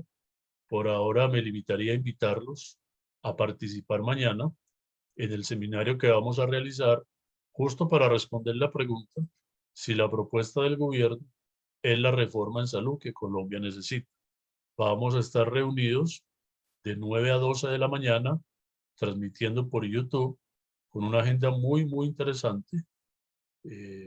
Nos confirmaron en la tarde que al cierre va a estar el viceministro de Salud Pública, justamente recogiendo nuestros comentarios para que podamos hacer ese ejercicio que el gobierno opine a partir de, o de su respuesta, pues a partir de nuestras consideraciones. Vamos a contar con la participación de Tatiana Andia, profesora de la Universidad de los Andes, Everaldo Lamprea, profesor de la Universidad Nacional. Vamos a desarrollar los 5 temas que hemos hecho en todo el seminario. Gobernanza con el profesor Oscar Bernal, Salud Pública de la Universidad de los Andes, Salud Pública con el profesor Carlos Agudelo de la Universidad Nacional, Talento Humano, profesor Juan Carlos García de la Universidad Nacional, Prestación de Servicio, el profesor Enrique Peñalosa de la Universidad Javeriana, y me corresponde el tema de financiamiento como profesor de la Universidad de Antioquia. Entonces mañana muy invitados. Luego de estas presentaciones vamos a tener cerca de una hora de discusión donde esperamos el diálogo con el gobierno y de esa manera es nuestro anhelo contribuir a buscar la mejor reforma para el país. Muchas gracias y estoy atento para participar de la discusión. Muchas gracias, doctor Jairo Humberto. En nuestra audiencia, ¿hay alguna pregunta o algún comentario acerca de la presentación que acaba de hacer el doctor Jairo Humberto Restrepo Sea?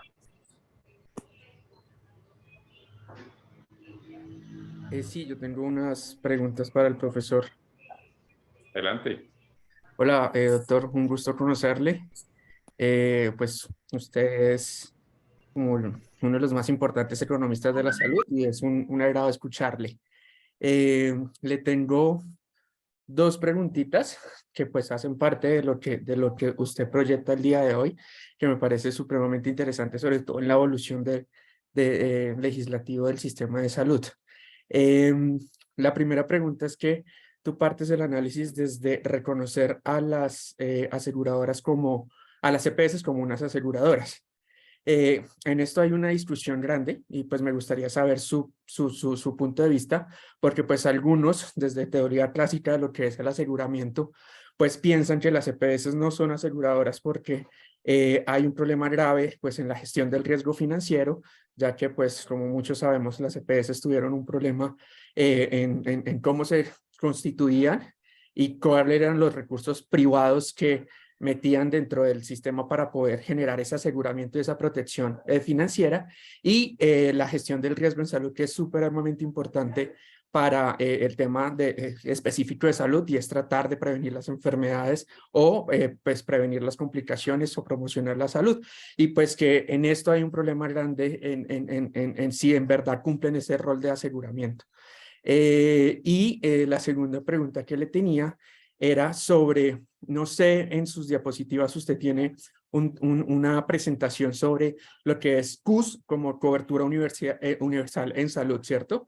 Y en alguno de sus estudios usted coloca, en la presentación que hiciste hoy, coloca como cobertura universal, en la presentación del gasto que se aumentó durante la pandemia, colocas como Colombia como una alta cobertura universal en salud. Y me surge la duda porque según la Organización Mundial de la Salud, la cobertura universal en salud es la mezcla entre aseguramiento y acceso.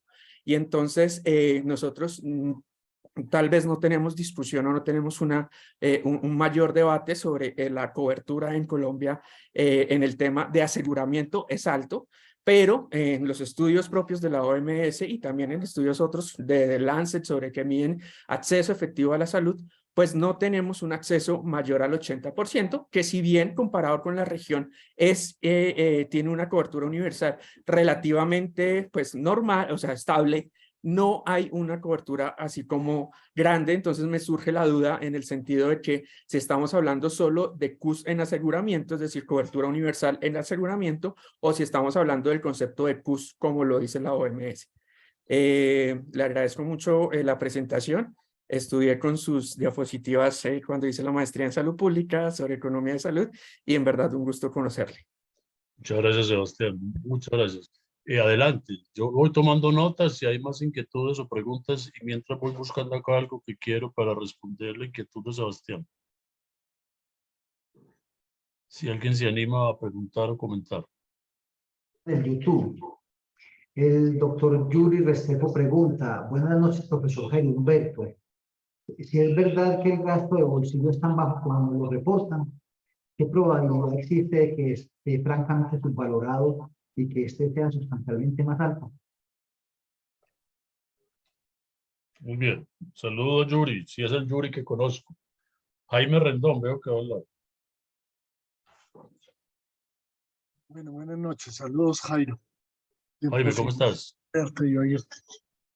Bueno, no, muchas gracias, Jairo, por tu presentación. Y igual que Francisco, y todo el esfuerzo pues, de Asmedas de socializar esto, que es un poco lo que necesitamos y lo que hemos venido pidiendo y solicitando, ¿cierto?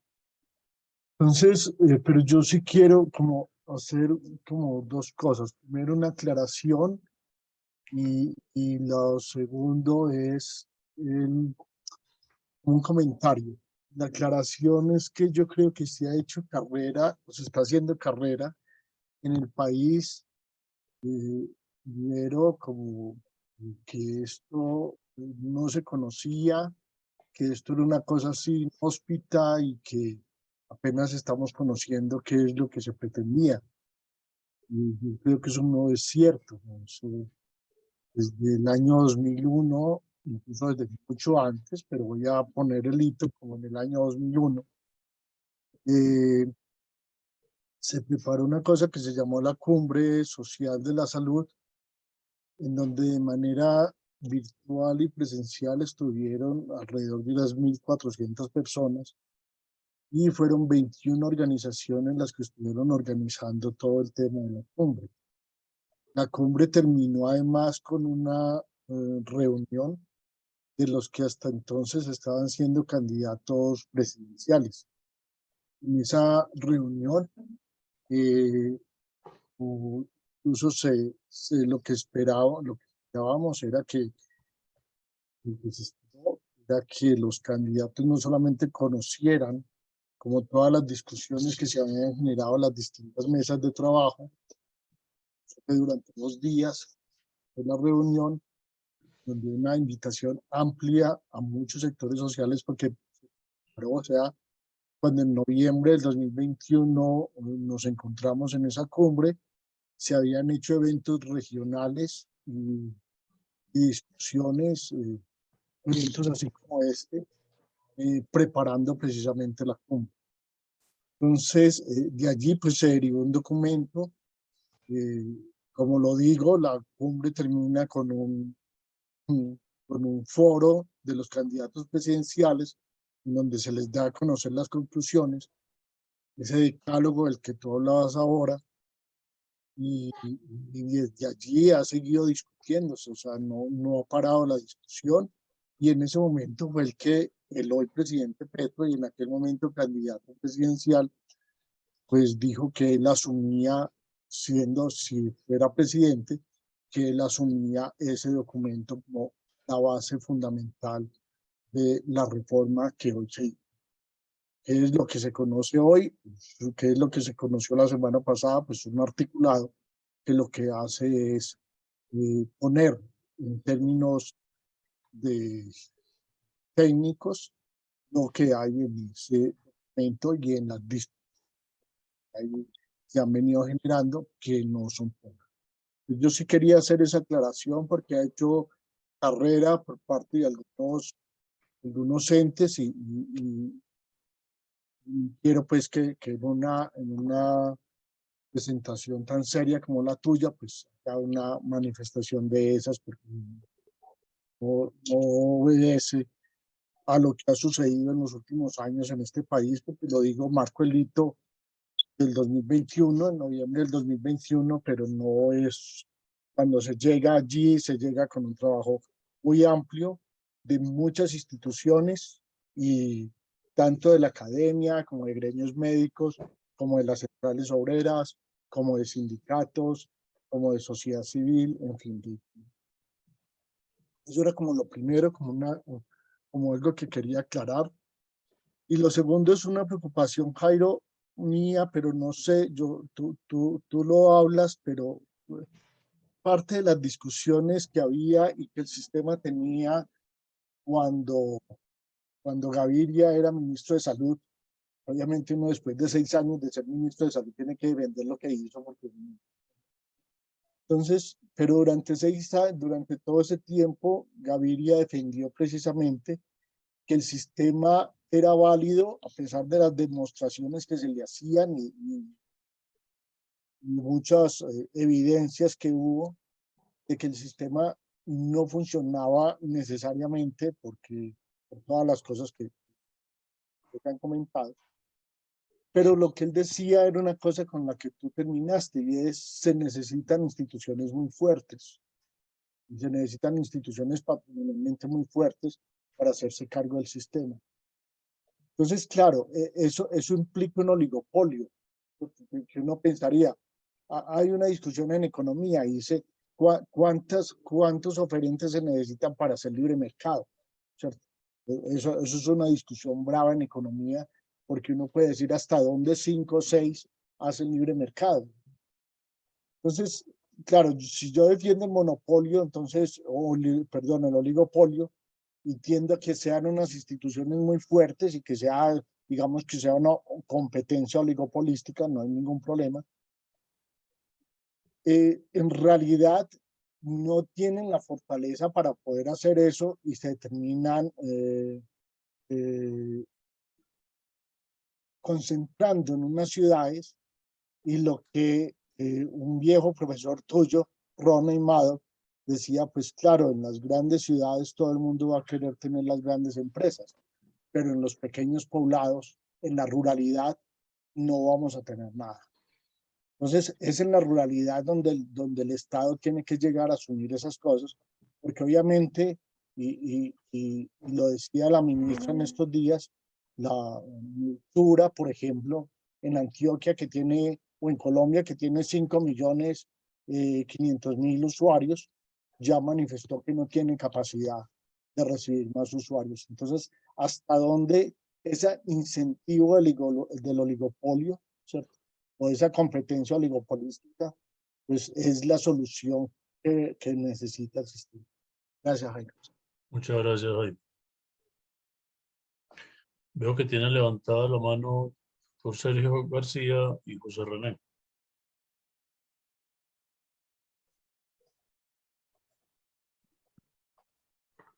Doctor ¿Puedo García. hablar? Sí, señor. Buenas noches a todos y al profesor José Humberto Restrepo. Muchas gracias por darnos esta oportunidad de escucharlo desde el municipio de Venecia, Antioquia. Yo no encontré en sus informes una tabla, un comparativo, un indicador de todos los aportes que hacen los trabajadores y que hace el gobierno en todas esas cifras que nos decía de esa cobertura que teníamos en salud y cuánto dinero se invierte cada año y cómo ha sido el avance cada año en ese esfuerzo por aumentar esa participación. No escuché esa participación, pues aparentemente llega al servicio de salud a atender los pacientes, pero ¿cuánto de este dinero, y no tienen ese estudio, se va para las EPS que no son para atender los pacientes, sino que se va para las EPS para otros servicios? ¿Cuál es el valor de esos 70 o 80 millones de billones que usted dice que está incrementando ese aporte y esa contribución de los trabajadores? ¿Cuál es el valor real que reciben, llamémoslo así, los pacientes? ¿Y cuál es el valor que reciben las EPS? Porque hay una parte que se queda en esas EPS. No me queda claro y no se da cuenta la gente que es que esos 70 billones de pesos no se va todo a atender al paciente, sino que una parte se va para otras cosas. Yo no sé si tienen informes acerca de eso. Y la segunda pregunta es sobre el comparativo y la cobertura de las UPC de cuánto invertimos en dólares en la UPC para atender a los pacientes. Lo que pasa es que hay unos comparativos, por ejemplo, con Uruguay y otros países, pero yo pienso que hay algunos comparativos ahí que no se pueden hacer porque tendríamos que evaluar de esas UPC cuáles son los que necesariamente se aportan para la niñez, por ejemplo, o para la edad promedia o las mujeres y los hombres, y para los ancianos. No es lo mismo esa población en esos países de niños, de adultos, de ancianos, que con Colombia. Entonces ahí hay un comparativo que no es muy estable, o por lo menos que no es muy difícil de comparar, no es fácil de comparar ese tipo de cosas, porque nosotros, por ejemplo, en Colombia tenemos una población de niños que se muere, que no es atendida, que tiene desnutrición, que tiene un poco de cosas. Entonces, me parece que hay que hacer una diferencia un poquito más estricta y más severa y un poquito más real respectivamente de esas poblaciones de esos países comparativamente con los de nosotros. Si tenemos alguna información al respecto, sería bueno que nos aclarara esa información. Muchas gracias. Muchas gracias, José René. Sergio.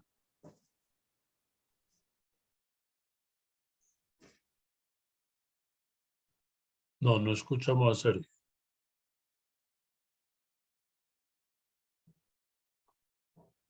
Parece que no le funciona. El micrófono sí está como si fuera habilitado, pero no se escucha.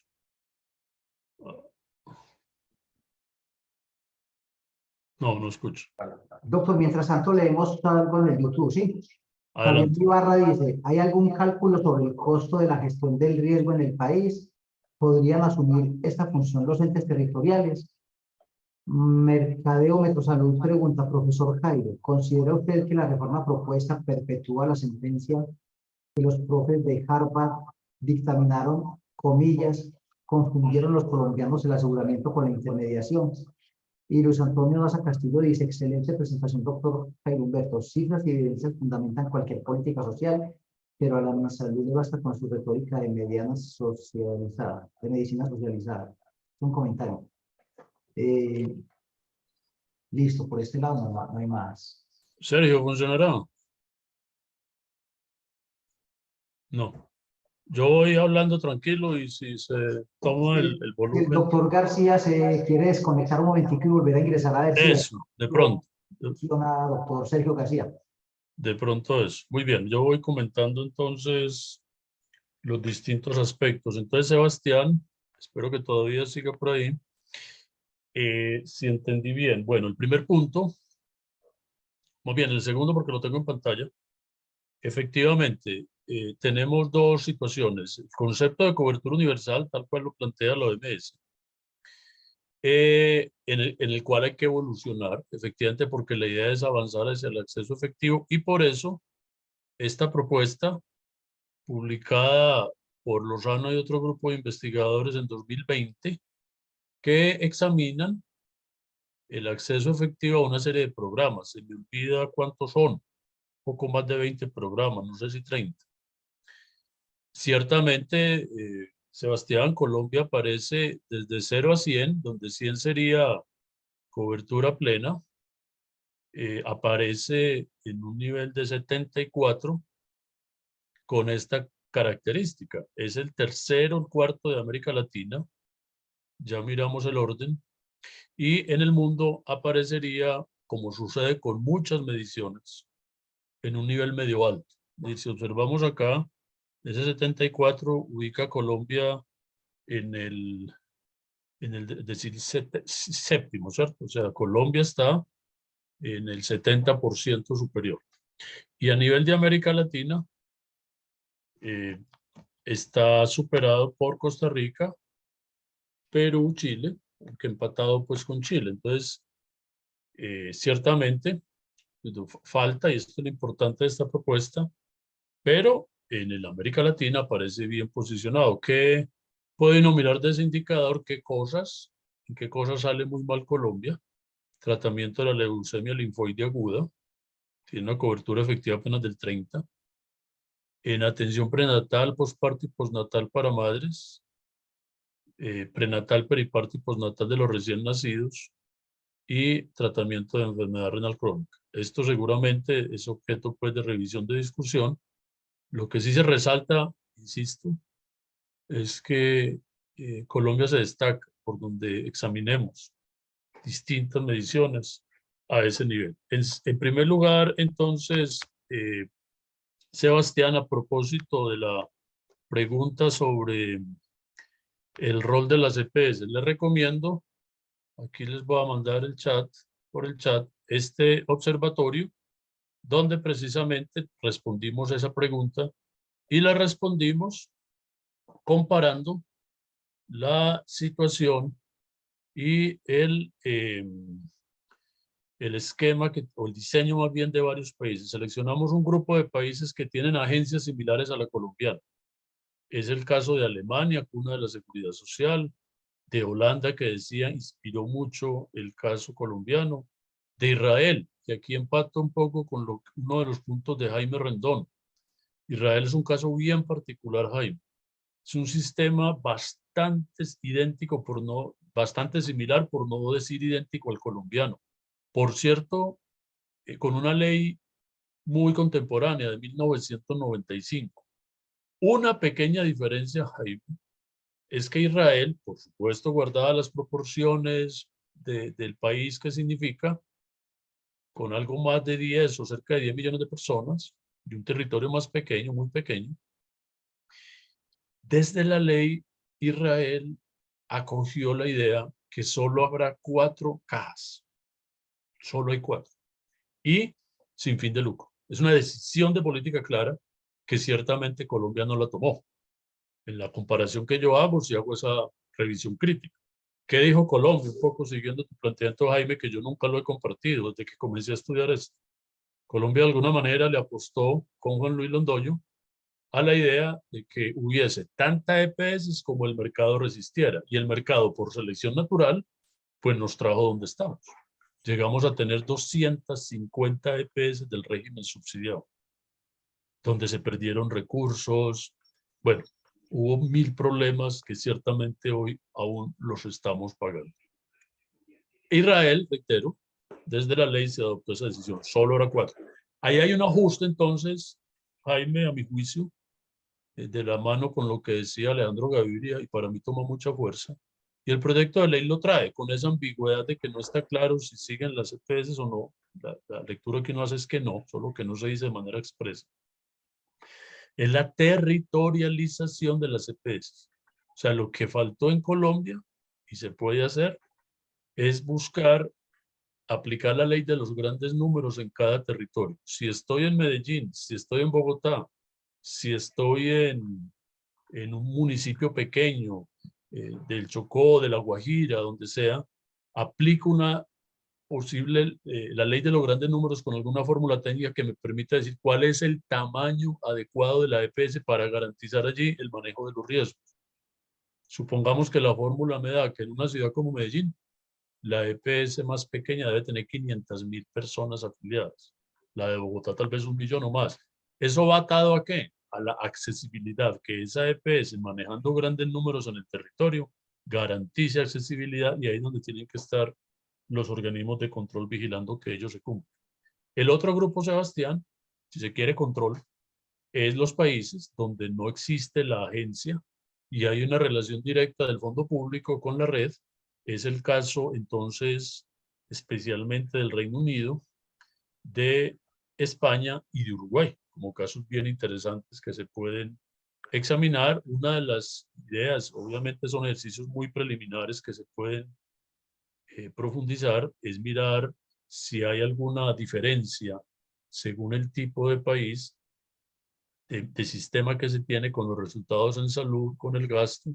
La respuesta es no parece que haya esa relación. La conclusión, Sebastián, es que las EPS son aseguradoras. La ley 1122 lo precisó y estableció cuáles son las funciones que le corresponden como aseguradoras. ¿Qué es lo que sucede con las EPS? Y esta es una discusión que debe mantenerse muy clara.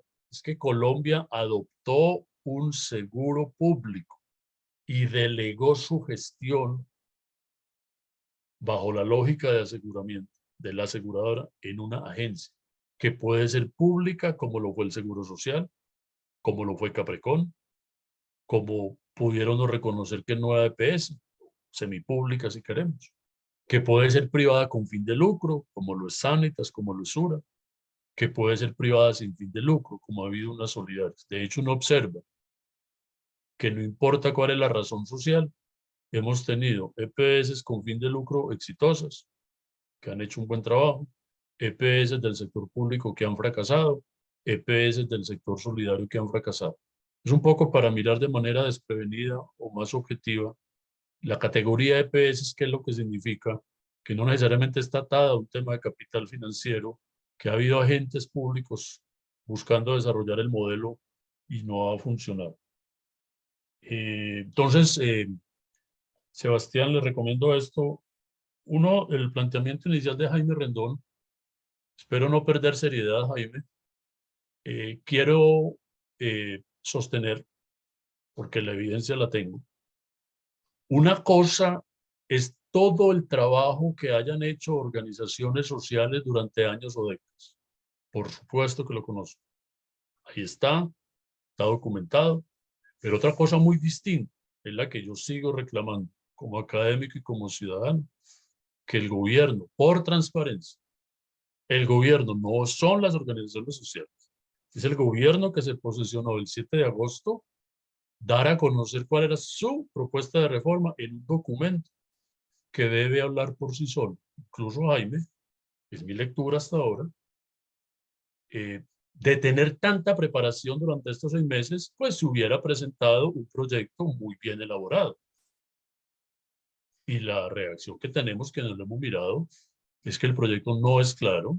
De hecho, ya hay pronunciamientos de las propias organizaciones en cabeza de la Asociación, la Academia Nacional de Medicina. Ha habido falta de transparencia, falta de rigor. Cuando uno examina el documento, el articulado, encuentra vacíos conceptuales, encuentra problemas en la redacción. Por ejemplo, la ADRES, que es la entidad administradora de los recursos del Sistema de Seguridad Social en Salud, se escribe por lo menos de 6 maneras distintas. Eso parece secundario, pero da cuenta de la falta de rigor en el uso del lenguaje, sumando a ello aquellos vacíos conceptuales como querer darle el carácter de parafiscal a los impuestos, cosa que no es posible, como no hacer explícitas cuáles son las distintas cuentas de ADRES, como que aparece una cosa en la propuesta del articulado, otra en la exposición de motivos, como que hay 2 exposiciones de motivos, una que obedece a las organizaciones sociales, otra a la del gobierno, que se convierte en un anexo. Y, para sorpresa adicional, cuando uno lee la exposición de motivos que cita artículos, voy al articulado y lo que encuentro es que el artículo que acá me mencionan, supongamos el número 20, realmente no es el 20, sino el 21 del 19. Entonces, si hubiese tanta preparación, si había tanta carrera en ello, por supuesto se hubiera entregado un proyecto maravilloso que nos tendría concentrados discutiendo aspectos técnicos, pero no es lo que encontramos. René, esa pregunta suya se responde de varias maneras. Una, si uno mira el tema de cuánto destinan las EPS para servicios, los estados de resultados de las EPS reportados a la superintendencia, el indicador clave es el costo de los servicios. ¿Cuánto gastan las EPS por los servicios de salud? En el régimen contributivo, no tengo la cifra última, pero puede estar en torno al 96%, tal vez algo más, tal vez algo menos, no sabría ahora con exactitud. Hay varias EPS, eso es lo que llamamos el índice de siniestralidad, de hecho que superan el 100%, por eso están en rojo. Entonces, si vamos a mirar cuánto de la UPC se representa en prestación de servicios, es una cifra bastante alta. Repito, en algunos casos sobrepasa el 100%. Eso, sin duda, debe ser objeto debe ser objeto de una revisión muy cuidadosa por parte de quienes estén a cargo del manejo de cuentas, empezando por el tema de la Superintendencia Nacional de Salud. Yo no entendí muy bien, René, el tema de la comparación. Ciertamente no es algo muy categórico, lo advertí, es más una aproximación y uno puede ampliar el análisis. La idea es profundizarlo, tiene toda la razón. Un poco quedémonos con la idea que al mirar el gasto público per cápita en salud que adelanta Colombia, ajustado por paridad de poder adquisitivo, Colombia en términos relativos con estos países tiene un gasto más bajo. Eso da para que muchos digan que con la UPC que tenemos se hace mucho. Obviamente eso está en discusión y sigue dando a entender, ¿sí?, qué tanto la UPC debería ser más alta para cumplir con el anhelo que tenemos, es que ese acceso efectivo sea mayor. Alguien preguntaba sobre el tema de la gestión del riesgo.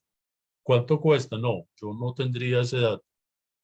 Habría pues como que conocer estudios más detallados que nos permitan, digamos, cuantificar algo. La pregunta que nos hacen es si las direcciones territoriales estarían capacitadas para ello. Pues hoy no. Y por eso en el evento de transformar el sistema de salud hacia lo que el gobierno propone, pues hay que plantear una transición y mirar ese aprendizaje que hay de gestión de riesgo y las demás funciones que adelantan las EPS, cómo entonces aprender de ellas, cómo trasladarlas si se va a hacer, y muy importante, respetar la escala, porque yo creo que acá, quien haya pensado en esto, parece difícil que los territorios, otra vez por tamaño, todos puedan asumir esa función. Bueno, yo no sé si Sergio García, no pudo volver. Acabo de ingresar. Vamos a ver si le funciona. Miremos, para cerrar, que ya tengo que parar, Sí. por favor. García. Doctor Sergio García.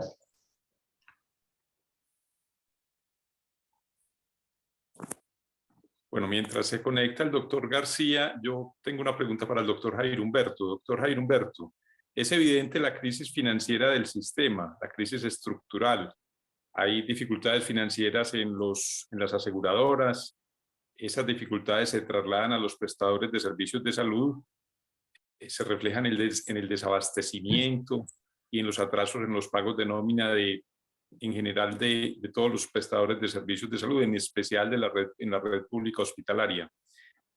Esa crisis financiera pues lo hace a uno pensar si es que la UPC es insuficiente, es que los gastos administrativos del sistema son muy altos o es que el problema, la magnitud de la corrupción está desbordada.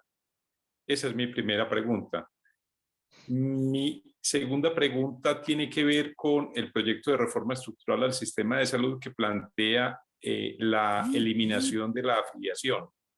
Si se elimina la afiliación, ¿cómo se va a presionar para que los trabajadores independientes o aquellos llamados por cuenta propia coticen a la Seguridad Social en salud como es su deber? Muchas gracias, doctor. Bueno, la segunda está fácil, Jorge. Yo creo que no se trata de eliminar la afiliación, es más de reconocer algo que ya es un hecho. Si ya logramos la cobertura universal, ¿sí?, ya no tiene mucho sentido diferenciar cómo es que ingresamos al sistema, cómo es que nos afiliamos. Entonces yo creo que lo que decimos es que todos los colombianos están cubiertos. Lo que debe hacerse, Jorge, y ahí es donde la UGPP, la DIAN, juegan una labor muy importante en el tema de información sobre ingresos. Por eso la propuesta de tener una cotización ciudadana. Y soñemos que esto sea posible. Yo creo que aquí Jaime Rendón puede aportar algo en la discusión. ¿Cómo hacer posible que con un buen sistema de información sobre nuestros ingresos, pues todos los colombianos aportemos ese 4%? Ciertamente aquí aparece pues esa línea un poco difusa hacia la economía informal, pero por lo menos mantener el hecho de que quienes estamos en el sector formal, quienes tenemos nuestro ingreso registrado, porque hay muchas formas de chequearlo, estemos aportando ese 4. Entonces, Jorge, el independiente, el contratista, etcétera, captar su ingreso para poder cobrar su afiliación. Entonces, no es eliminar la afiliación, es borrar esa diferencia, incluyendo el hecho, el proyecto lo propone, a mí no me disgusta, me parece que puede ser un buen avance, hay que mirar en la viabilidad. Es que ya el recaudo corra por cuenta directa de ADRES, que las empresas solo le consignen a ADRES. Ahí es que cruzar el tema justamente con la afiliación. Y lo primero, Jorge, tema muy grueso. Yo creo que ahí toca abrir los libros, por eso hablo de un informe de cuentas claras. Sí, mire, si uno hace un ejercicio mental y dice, bueno, si hoy en conjunto el sistema, de nuevo no respondo por la cifra, por lo menos el 96% más de la UPC se está aplicando en la prestación de servicios, pues y eso corresponde a las IPS, si yo quito la EPS, el problema no se me va a resolver, tal vez se me agrave. Se me agrave porque estamos reconociendo que la EPS ejerce una contención. Entonces ahí, Jorge, donde hay que hilar delgado, discutir mucho, invitar al Ministerio de Salud. Uno espera que exista una mesa técnica con planeación, con Hacienda, porque esto es lo que deben estar discutiendo para viabilizar y no generar expectativas que no se van a poder cumplir. Bueno, me disculpan, pero yo tenía que suspender a las 8. Ha sido para mí un gusto esta discusión, atento siempre a participar, muy invitados al seminario de mañana y seguimos en esto siempre con deseos de aportar. Muchísimas gracias, doctor Jairo Humberto. Pues no Doctor nos Jairo resta Humberto, sino muchas gracias. felicitarlo por su magnífica exposición. Para anunciar a todo nuestro público que continuaremos en este seminario el próximo jueves 23 de febrero, tratando de dar respuesta a esta primera inquietud de si es necesaria o no una reforma estructural al sistema de salud. En esa oportunidad nos va a acompañar la doctora Olga Lucía Zuluaga, quien nos va a presentar el tema sobre la magnitud de la crisis de la red pública hospitalaria en el país. Y también nos acompañará la doctora Edilma Suárez, quien presentará el tema sobre la crítica situación del talento humano en salud en el país. No sé si tenemos algún comentario final, Reinaldo, para presentar en este evento. No, doctor, no hay nada más. Agradecerle a toda la asistencia. Solo nos resta agradecer al doctor Jairo Humberto y al doctor Francisco Castellanos por sus presentaciones, por su colaboración, por su buena disposición a participar en este evento, y a todos nuestros asistentes que nos acompañaron en la noche de hoy. Los esperamos el próximo jueves, 23 de febrero, 6 p.m. Continuaremos en este seminario sobre la reforma estructural al sistema de salud. Muchísimas gracias. Jorge, nos enviarán la vinculación o el link para eso por el mismo medio que nos llegó este. Exactamente, sí. Por el mismo medio. Y recordarles que este evento queda grabado en los canales de YouTube de Asmedas Antioquia y de Facebook Live. Muchas gracias y buenas noches para todos. Buenas noches para todos. Muchas gracias.